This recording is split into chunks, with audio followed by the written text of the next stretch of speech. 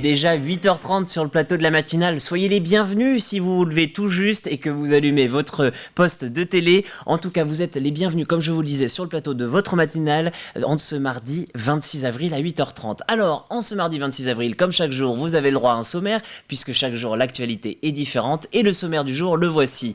Nous vous ferons découvrir Marine Aubert dans le JT. Récemment séparée de sa compagne, elle n'a pas pu voir son fils depuis 1 an et demi, faute de ne pas être la mère biologique de l'enfant. Être reconnue par la justice est donc son combat. Remonter la côte atlantique d'Andaille à Brême-sur-Mer en Rosalie, son arme. C'est un sujet à découvrir dans quelques instants. Le mardi, c'est aussi notre rendez-vous avec une association. Aujourd'hui, le comité d'organisation de la fête du port de Morin. Ça se passe du côté de Noirmoutier. Pour nous en parler, nous sommes allés à la rencontre de Luc Béliard, le président de l'association chargée de la fête. Et puis, notre invité pour cette matinale, il s'agissait d'Antoine Gassenet, élu à la mairie de Saint-Gilles-Croix-de-Vie, en charge des questions environnementales, de développement durable, mais aussi d'aménagement du territoire. Ensemble, nous sommes revenus sur le dispositif Atlas de la biodiversité.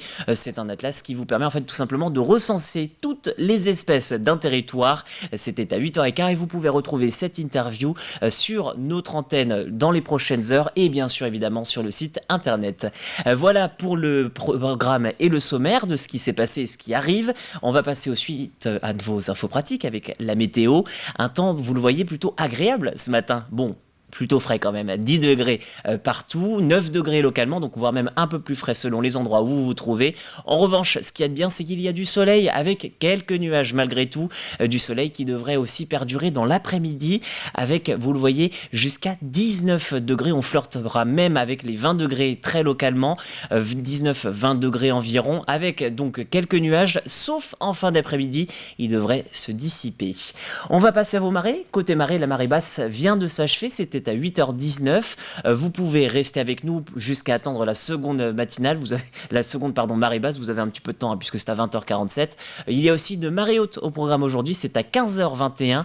Le coefficient est de 60. À noter que ces coefficients vont continuer de monter tout au long de la semaine. Comptez jusqu'à 88. Ce sera ce samedi et aussi le dimanche. En attendant, on va revenir à mardi avec les marchés du jour. Vous le voyez, il y en a beaucoup. Il y a Chantonnay, Saint-Laurent-sur-Sèvre, Mortagne-sur-Sèvre, la Bruffière, Saint-Hilaire-de-Loulay. On peut noter aussi Chaland, encore plus près des côtes, il y a Noirmoutier en Île, Saint-Hilaire-de-Riez, Saint-Gilles-Croix-de-Vie, Brême-sur-Mer, les Sables d'Olonne. Et focus à désormais sur Grosbreuil. Vous pouvez rester avec nous jusqu'à 9h puisque l'heure d'ouverture du marché, c'est à 9h précisément. C'est place des Meuniers jusqu'à 13h. Voilà pour les infos pratiques. Tout de suite, votre JT sur TV Vendée.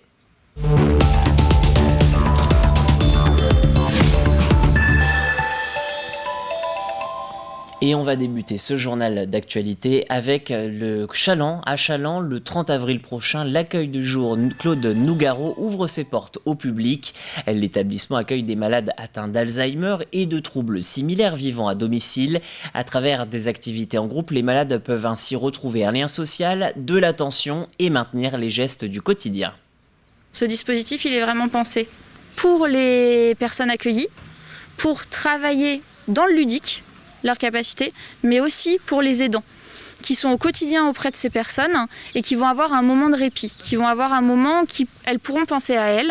Elles savent que la personne est bien accueillie, bien entourée, dans un cadre d'activité, de sociabilisation et elles peuvent, l'esprit léger, vaguer à leurs occupations et aussi demander des conseils. Parce que des fois, quand on a une maladie qui évolue, on peut se sentir un peu démuni et le fait d'avoir une professionnelle compétente et qui connaît ces troubles, ça peut aussi permettre de prendre des conseils.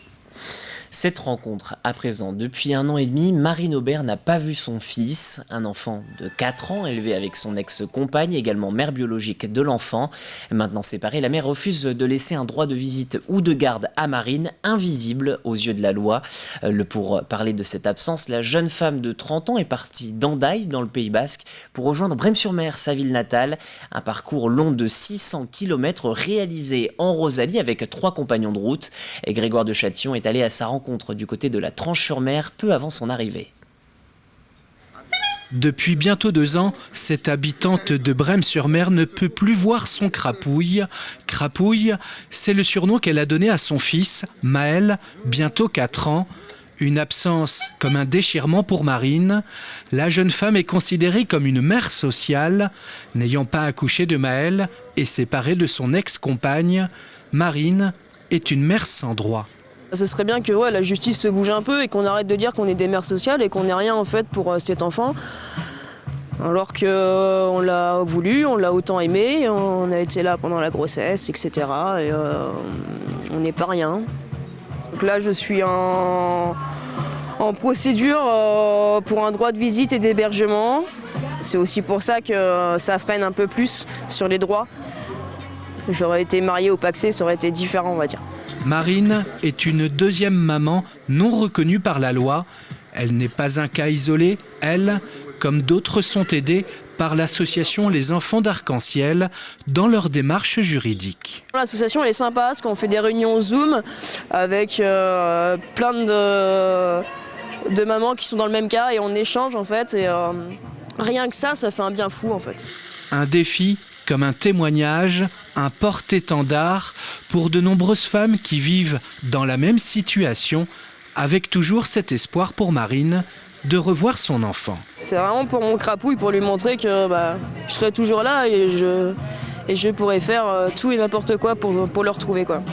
Marine a déjà gagné un premier combat, sensibiliser au sort des mères sociales privées de droits. Sur cette antenne, nous vous avons déjà parlé du printemps de la sardine entamé le 16 avril dernier et parmi les activités, à noter le 7 mai sur vos agendas. La sardine de printemps, elle revient, elle fait son grand retour à Saint-Gilles-Croix-de-Vie. L'événement vient fêter le retour sur nos côtes de ce poisson migrateur présent d'avril à fin octobre. Au programme au large, la pêche et à quai, notamment des danses et des musiques folkloriques. À partir de 9h, nous rejoignons donc le défilé, comme autrefois, avec le groupe folklorique Bisdur. Nous traversons donc la ville, la voie piétonne, et nous rejoignons donc avec, en même temps que l'arrivée des bateaux, le port de pêche. On se retrouve dans la même ensemble. Les bateaux arrivent et nous arrivons aussi. Donc là, on débarque la première sardine. Et nous remettons un panier de 100 sardines au maire, monsieur le maire, comme la tradition le voulait autrefois. Direction Roche-Servière à présent pour une résidence d'artistes, celle de Julie Maquet. Cette artiste plasticienne est sur le site de Saint-Sauveur jusqu'au 1er mai pour élaborer ses nouveaux projets, mais aussi faire des rencontres avec d'autres professionnels et le grand public. Pour la première fois, le site organisait des ateliers pour apprendre l'art avec de vrais artistes. Colline Davy. Un atelier pour réveiller son âme d'artiste. La démarche peut paraître ambitieuse, elle ne l'est pas tant quand on apprend auprès d'une professionnelle. N'ayez pas peur. La plasticienne Julie Maquet est en résidence à Saint-Sauveur. Elle n'est pas là seulement pour se concentrer sur son art, mais aussi pour le partager. J'ai vraiment juste envie de mettre en confiance les personnes. L'idée, c'est vraiment de ne pas partir avec un a priori et avec une image déjà en tête. Moi, c'est ça qui m'intéresse, c'est de se laisser surprendre par des matières, des couleurs, des vibrations, et de voir ce qu'on peut faire avec. Découper, coller, toucher, s'émerveiller et laisser son imagination faire le reste. Oh, ça fait un parterre de fleurs. Quelques parents se prêtent volontiers au jeu. Parce que c'est les vacances et du coup il faut trouver des occupations, puis on aime bien bricoler. Bon, c'est surtout pour partager un moment ensemble et puis leur permettre de créer. Ils ont déjà beaucoup d'imagination, donc leur donner la possibilité d'avoir des matières et aussi de pouvoir faire ça avec Julie, qui puisse les guider aussi peut-être et leur donner des nouvelles idées. Les petits aussi apprécient ce moment de liberté. Là, je vais coller les feuilles. D'abord, je vais les nettoyer et après, je vais les coller dessus. Des fois, je bricole un peu comme ça, mais pas souvent. Ici, c'est la première fois qu'un artiste en résidence s'organise une initiation. Un moyen d'aller plus loin qu'une simple exposition. C'est la première fois que c'est aussi long puisqu'on a fait le choix cette année de consacrer plus de temps aussi aux rencontres avec les publics. Autant profiter de la présence de l'artiste sur le territoire pour créer des interactions et pas laisser seulement le public devant les œuvres achevées, ce qui est déjà pas mal, mais voilà, de profiter de la présence de Julie sur le territoire, on trouvait ça chouette aussi. Julie Maquet termine sa résidence en fin de semaine, mais le site accueille régulièrement d'autres artistes. Cette expérience de partage pourrait donc être renouvelée. Autrefois Chaland lève le voile sur son édition 2022. La foire à l'ancienne est de retour, comme chaque année, 4 jeudis dans le centre-ville. À noter cette année une nouveauté, le bal des mariés le 18 août, en lieu et place de la noce maraîchine. Cette nouvelle édition est marquée par un retour, celui de la soirée folklorique en plein air les 4 jeudis de août et de juillet. Cette année, Autrefois Chaland est prévu les 21 et 28 juillet. Et au mois d'août, retrouvez cet événement les jeudis 11 et 18. Toujours à propos de festivités, les Sables d'Olonne organisent la 5e édition du festival Hugo Rennes sur la musique baroque. Le rendez-vous est organisé du 3 au 5 juin prochain et le thème retenu pour cette année, c'est l'Italie. 4 concerts sur la sonate italienne du début 17e jusqu'au 18e.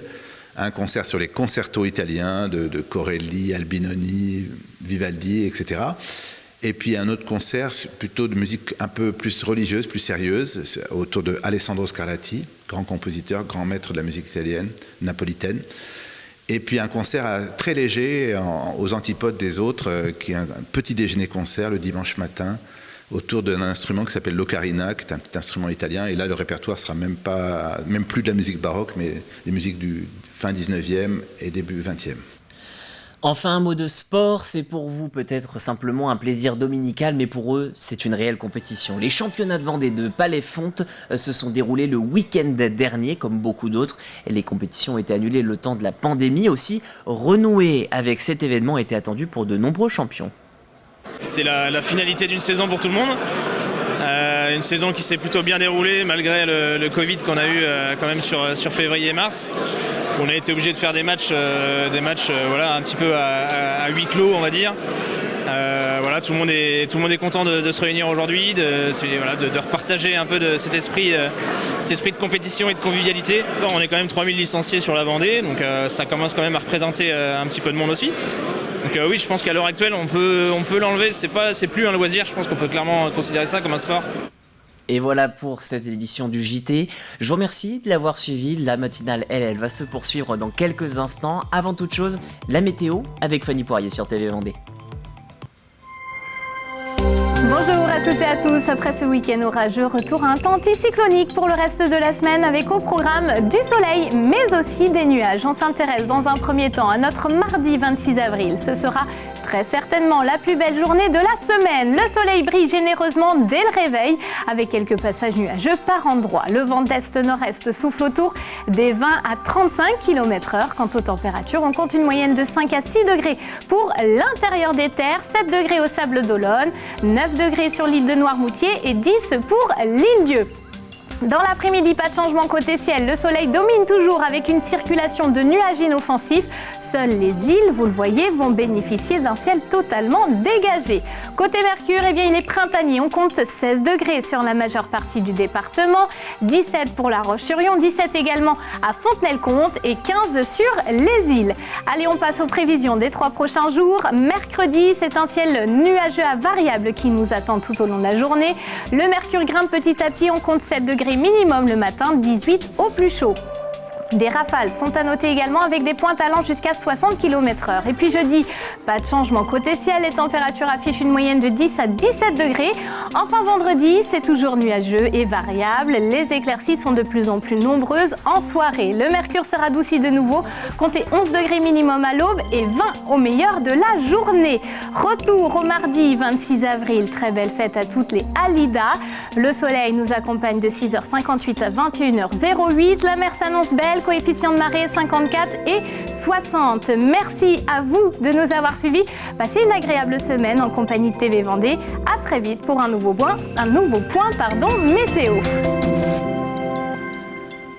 Et voilà pour votre météo, vous l'avez vu, il va faire très beau et avec de bonnes températures pour aujourd'hui. Nous, on va pouvoir reprendre cette matinale avec tout de suite, comme d'habitude, le plus de l'info.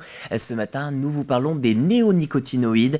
Ce sont un ensemble de pesticides très nocifs pour plusieurs éléments de la faune et notamment de la flore également, avec les abeilles.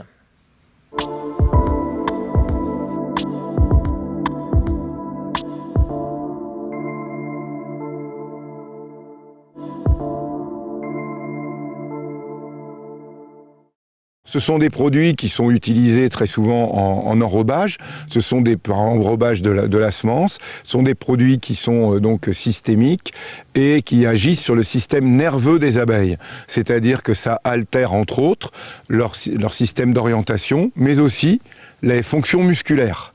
Donc de ce fait, les abeilles n'ont plus la capacité de revenir à la ruche. Donc l'apiculteur constate une dépopulation massive.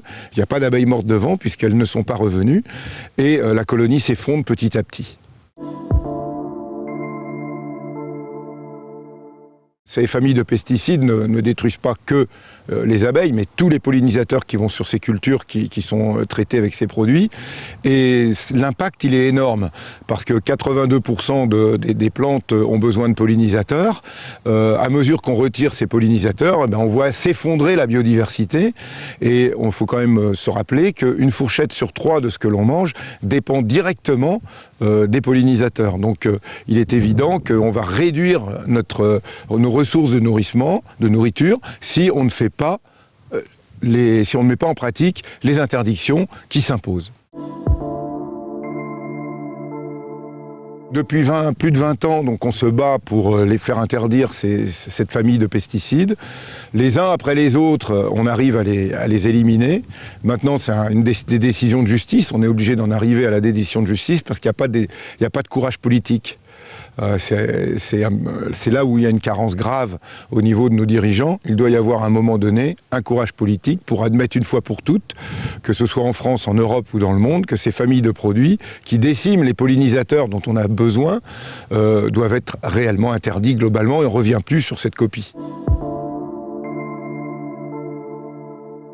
Le premier, ça a été le fameux Gaucho, puis ensuite le fameux Régent, avec l'imidaclopride et le fipronil, 2 autres matières actives. Et là, aujourd'hui, on est sur le sulfoxaflor, qui est un autre néonicotinoïde avec les mêmes effets dangereux pour les abeilles. Quand ces produits étaient massivement utilisés, on avait entre 30 et 60% de pertes des colonies chaque année. C'est inacceptable, insupportable économiquement et humainement. Progressivement, on a vu ces taux de perte à mesure des interdictions, voir ces taux de perte diminuer. On espère qu'avec toutes ces interdictions, arriver à retrouver le fonctionnement normal des colonies, comme c'était le cas il y a 25 ans.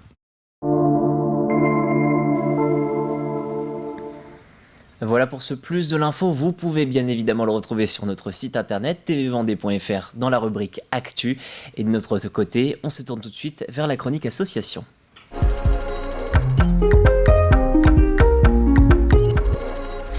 Et cette chronique, elle nous amène aujourd'hui au bord de l'océan, sur l'un des ports de l'île de Noirmoutier, et plus précisément celui du Morin.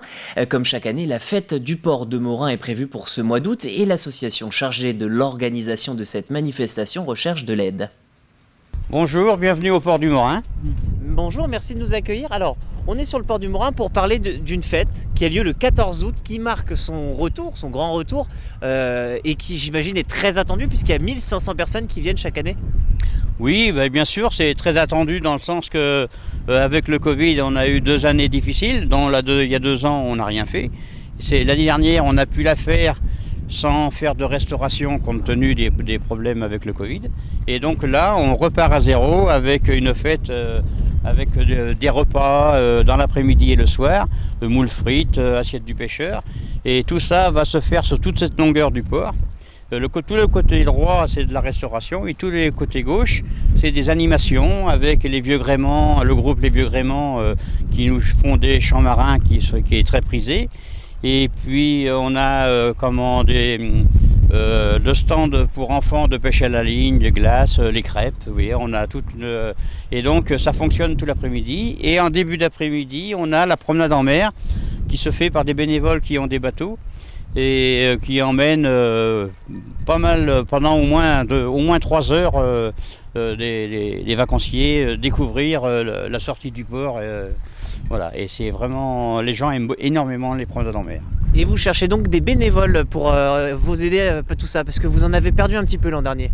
Oui, avec le Covid, on a eu des pertes de bénévoles malheureusement, et puis on a des bénévoles qui sont vieillissants, Et on le dit depuis plusieurs années, mais c'est très compliqué de renouveler un petit peu de jeunesse dans nos bénévoles.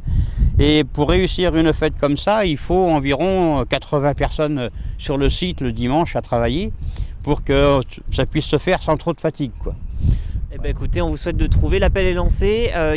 Dans la restauration, il faut un petit peu partout ? Un peu partout, disons que oui, c'est rien n'est arrêté. On essaye de caser les gens selon les disponibilités et puis le souhait qu'ils aiment, quoi. Mais c'est vrai qu'il faut du monde aux fruits de mer, il faut du monde à ouvrir les huîtres, il faut du monde le dimanche matin à monter les stands, parce que si on a du vent, on ne peut pas le monter la veille, il faut le monter le matin même, et on a toujours des complications. Et donc c'est là qu'on a besoin de bras, quoi. L'association de la fête du port sera ravie de votre coup de fil. Pour rappel, la fête a lieu à la mi-août, ce sera déjà la 26e édition. On reste au large pour le nouvel extrait.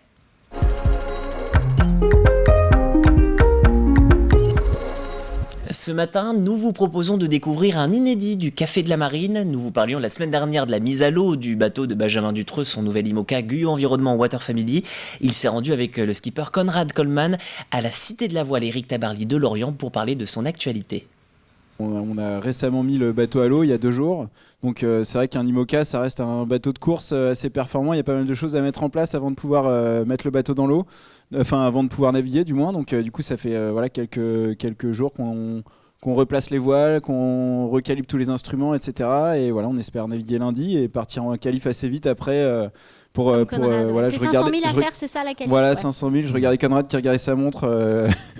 Genre, c'est vrai que c'est dans pas très longtemps la course, donc c'est vrai que le timing est assez serré. Mais on essaye de tout faire aussi bien pour arriver quand même assez près le jour de la course, même si ça va rester une mise en jambe et qu'on sait qu'on va pas trop tirer sur le bateau sur cette course-là. Voilà, je suis content de partager le plateau avec Conrad qui m'avait beaucoup inspiré sur son Vendée Globe en 2016-2017. On parlera de Vendée Globe. Ce bateau, c'est l'ancien Hugo Boss avec lequel Alex Thompson avait terminé 2e justement du Vendée 2016-2017, qui a été rebaptisé Eleven Hour avec Charlie Enright. Comme c'est un bateau quand même très performant, comment tu en as fait l'acquisition, Benjamin ? Alors comment j'en ai fait l'acquisition ? C'est vrai que ça n'a pas été d'un claquement de doigts avant qu'il puisse reprendre ses nouvelles couleurs, la Guyot Environnement Water Family. Mais c'est vrai que ça on a cherché à se reposer avec l'équipe à la suite du Vendée Globe en se demandant qu'est-ce qu'on fait pour la suite. Moi, il me fallait quand même un peu de temps pour digérer. C'est vrai que c'est pas rien de terminer un Vendée. Et donc du coup, après quelques mois, on s'est dit est-ce qu'on y retourne, est-ce qu'on n'y retourne pas ? Et tous ensemble, on s'est dit moi, en tout cas, en tant que marin, je suis motivé. Eux, en tant que technicien ou communicant, etc., ils étaient motivés aussi. Donc on s'est dit on essaie de remonter un projet. Voilà, moi, on était tous d'accord pour dire que un nouveau projet, c'est un nouveau challenge. Et pour avoir un nouveau challenge, c'est changer de dimension de projet. Donc voilà, on a trouvé ce bateau qui nous correspondait assez bien pour changer de dimension de projet sans non plus partir dans l'extrême d'un bateau neuf. Voilà pour cet extrait du jour. Le Café de la Marine, c'est à retrouver sur notre antenne dès aujourd'hui et bien sûr sur notre site internet. Avant de refermer cette matinale, un dernier rappel des titres à 8h53. Ce matin, nous vous parlions du combat de Marine Aubert. Voilà 1 an et demi qu'elle n'a pas vu son fils. Un enfant de 4 ans élevé avec son ex-compagne, également mère biologique de l'enfant. Partie d'Andaille, elle vient de faire 600 km pour Olly, Brême-sur-Mer, en Rosalie, afin de faire entendre sa voix, celle d'une maman non reconnue par la loi. Ce matin, nous vous avons aussi emmené à Roche-Chervière pour une résidence d'artistes avec Julie Maquet, artiste plasticienne. Elle pose ses valises sur le site de Saint-Sauveur jusqu'au 1er mai pour élaborer ses nouveaux projets, faire des rencontres avec d'autres artistes, mais aussi avec le public. La 5e édition du festival Hugo Rennes sur la musique baroque se dévoile. Le rendez-vous est organisé du 3 au 5 juin prochain. Cette année, le thème retenu, c'est l'Italie, l'occasion de découvrir ou de redécouvrir la richesse de ce répertoire. Et enfin, les championnats de Vendée de Palais-Fonte se sont déroulés le week-end dernier. C'était du côté d'Essart en Bocage. Après 2 années en dents de scie pour cause de Covid, la compétition était très attendue et la lutte très acharnée également. Voilà pour votre rappel des titres. Désormais, vous le savez, sur TV Vendée, c'est l'heure de votre jeu.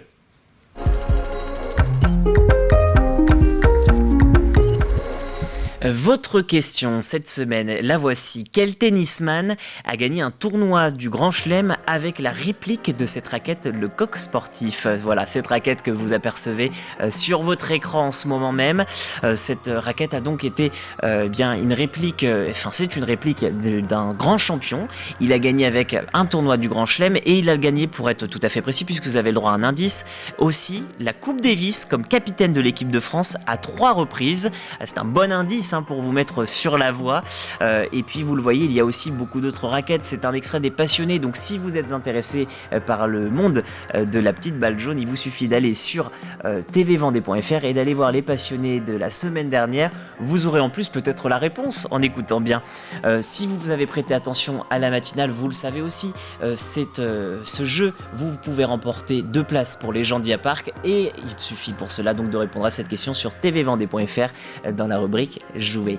Voilà pour la question du jour, de la semaine même, et voilà aussi pour cette matinale du jour. On se retrouve dès demain avec grand plaisir. D'ici là, portez-vous bien. Je vous souhaite une très agréable journée sur notre antenne. Bonne journée, au revoir.